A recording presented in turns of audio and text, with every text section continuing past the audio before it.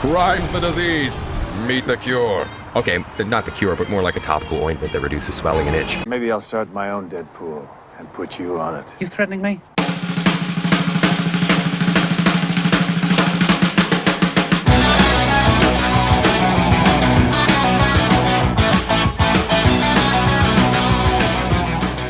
We open the Deadpool with Dirty Harry embarking on a leisurely Sunday drive through downtown. Jesus, fucking plot device!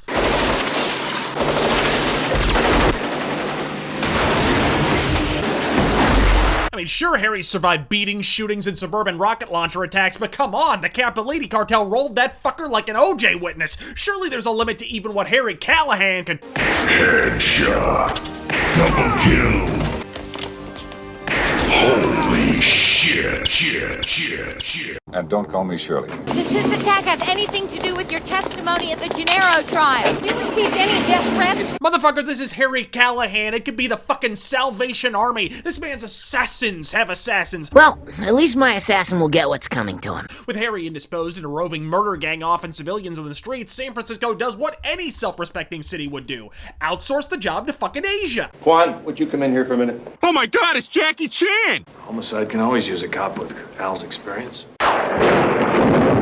I'm glad you agree. Because if you want to stay on the street, you take Quan with you. Well, that's just swell. Being as that most of my partners end up in the hospital or dead, why don't you ask Al how he feels about all that? What about it, Quan? Any objections? I think I can handle it. Get a bulletproof vest, kid. Fuck bullets! Get this cat a plot-proof vest and a fallout shelter! This kid is deader than Blip TV! Meanwhile, in Hollyweird, Jim Carrey perfects the Johnny Depp overacting method with a stage prop so mechanical, she's already been cast as Black Widow at Avengers 3. Oh, snap! You're out of sync, Johnny. Yeah, what's the problem here? Don't worry. You've had a short, Peter. Tell me you'd all the bugs about that. I'm gonna go. You want me to go fucking trash your lights? Do you know how they say fuck you in this business? Give the script to Russell Brand? If you ask me, this whole movie is an accident. Seriously, man, you and me, we're fucking done professionally. The director with talent would have the guts to shoot something original. I know, right? Something truly original, like, I don't know, a movie where kaiju monsters fistfight giant animal robots, a movie where giant insects go on a killing spree in the sewers, a fantasy film set in a giant labyrinth. Why, if only this veritable creative wellspring of intellect could be put in service to a flagging survival horror series in dire need of reinvention. It's a homage. Fuck you, sheep, it was gonna suck and you know it. But before Qui-Gon can regale us all with the inner workings of midi-chlorians, Haxel Rose heads off to his trailer for a three-way with two lovely ladies named Substance and Abuse. P-A-R-T. Why? Because he's God almighty, that's heroin!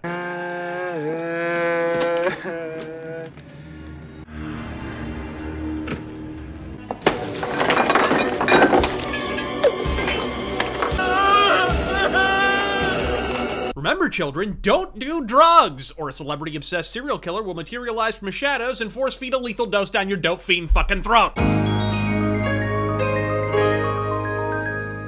Well, it's a fact, Harry. Celebrities always die in threes. Quick, somebody check if there are 3 Kardashian sisters. God damn it! After grilling Qui-Gon on his WWE wellness policy, Dirty Harry tests his mettle against the latest sign of the times. The deities squared the fuck off with batshit hippies, jackbooted jackholes, vigilante rape vengeance, and Portland hipsters, but stand the fuck back as Harry Callahan comes face to fucking facepalm with TMZ.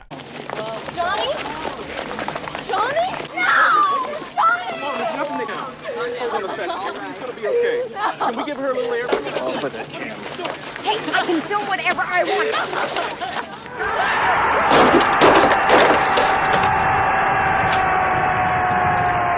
Harry and Jackie Chan hit the town for a placid Sunday stroll. There's only one problem. But it's Sunday. Someone forgot to tell crime. While a gaggle of rat-tailed mullets knock over a Chinese restaurant that's so wood-paneled it's being marketed to Mormons as a station wagon, the eternally spry Harry wriggles his aging ass on into position, setting the stage for a scene that may well be the Rosetta Stone of 80s action movie badassery. You forgot your fortune cookie. What? It says you're shit out of luck.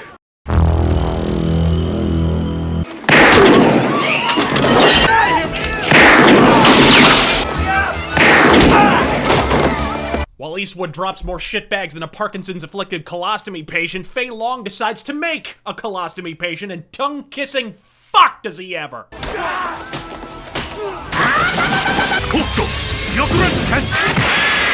Oh shit. お前はもう死んでいる。 Papa Xanax, Double Dragon, his heart stopped 9 Shoryukens ago. Personally, I think teaming up with a Chinese American is good for the department's image. Yeah, having cops beating perps in the street always seems to end well for everyone. While Homicide scrapes the mullet bandit's brain matter off the ceiling, Jackie Chan raids the corpse for high-level loot and turns up the only listed dead people on the North American continent that weren't created by Dirty Harry. Why, you might even call it a pool of the dead. Oh, hello there. I bet you're wondering. Go the fuck away, Van Wilder. And after playing shot put with her privacy obliteration apparatus, TMZ finally sends the police department the bill. You know what this is, Callahan? It's a bill for a TV camera and lens. Just what is it you have against reporters, Callahan? Well, some of them are just marvelous people. But others like to walk through a pile and track it through an investigation. But enough about Kotaku. The remedy? Slide his pulsating, veiny apology wiener into her balmy, sopping wet, overextended sexual analogy. I'm sure the inspector would be more than willing to cooperate in any What do you have in mind? Dinner. What Samantha Shoulderpads doesn't know, of course, is that Harry Callahan subsists on a diet of lager and the hearts of his enemies. After exchanging notes and awkward dialogue, it becomes apparent that someone's whacking off celebrities, and for once it isn't Scarlett Johansson auditioning for a film role. Damn! What's more, they're using Qui-Gon's list of potential victims of the Deadpool. Me llamo Vecina de la Muerta. Collective of the soon-to-be deceased as a homicidal fucking checklist. What's to be done? Well, this is San Francisco by way of Hollywood, so we're working with a tool set more narrow than John Boehner's mind. Public tolerance workshops, compulsory group hugs, put a tax on murder. I think we should tax all bad things, like racism and women's vaginas. Wait, what about that craggy-faced scowl machine that single-handedly executed the entire hippie movement? Do you mind, gentlemen? I happen to be at a funeral. It's fucking distracting. I didn't tell you because the Deadpool is just a harmless game. Sounds pretty sick to me. Let me tell you something, Callahan. Midichlorians are a microscopic life form that resides within all living cells. They continually speak to us, telling us the will of the Force. When you learn to quiet your mind, you'll hear them speaking to you. No! No! Meanwhile, Qui-Gon solicits unbiased criticism of his work using the Capcom method. What do you think of my films? Give me your honest opinion.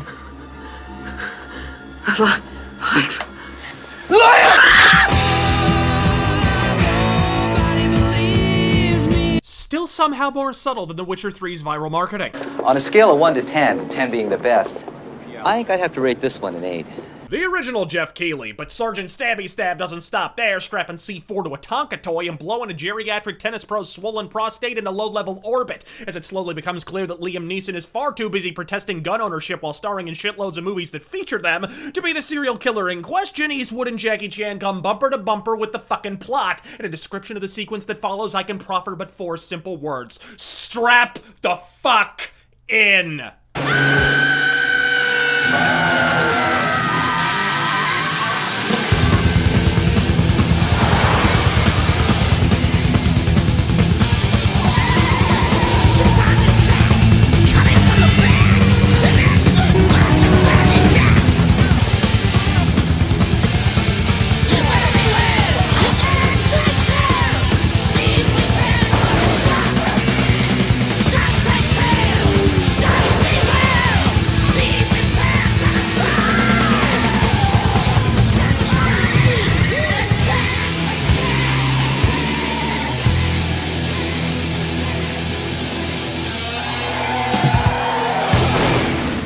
The scale from 1 to Death Race is hereby recalibrated to a scale from 1 to the Deadpool. This chase scene, despite its tongue being surgically fused to its cheek, may well be the single most incredible motorized pursuit in the history of film, and proof positive that the Dirty Harry series never let the fuck up, which is more than you could say for Harry's driving skills.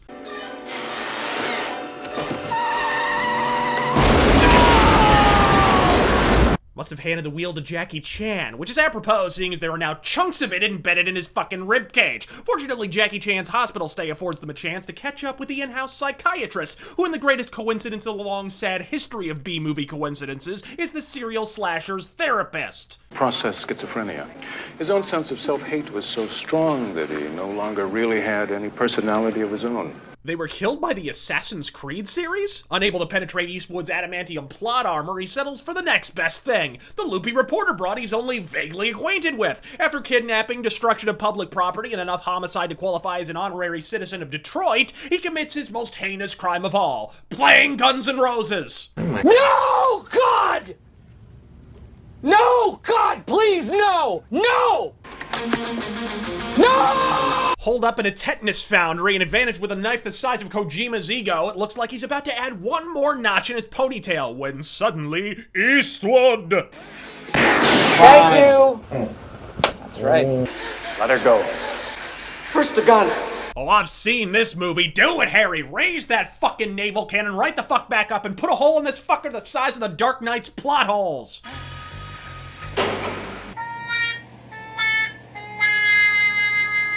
Who are you and what have you done with Harry Callahan? Fortunately for the home viewing audience, Clint Eastwood is still motherfucking Batman.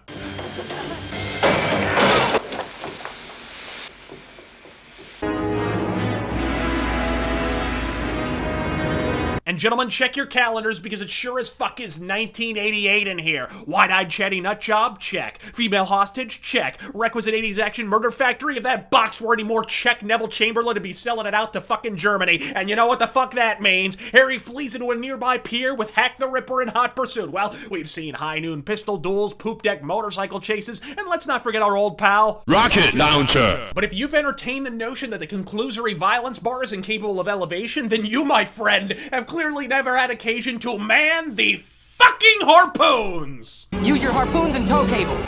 You're out of bullets. And you know what that means. You're shit out of luck. That got him! And brace for a one-liner that'd make Schwarzenegger dry heave with envy. Where's Rook?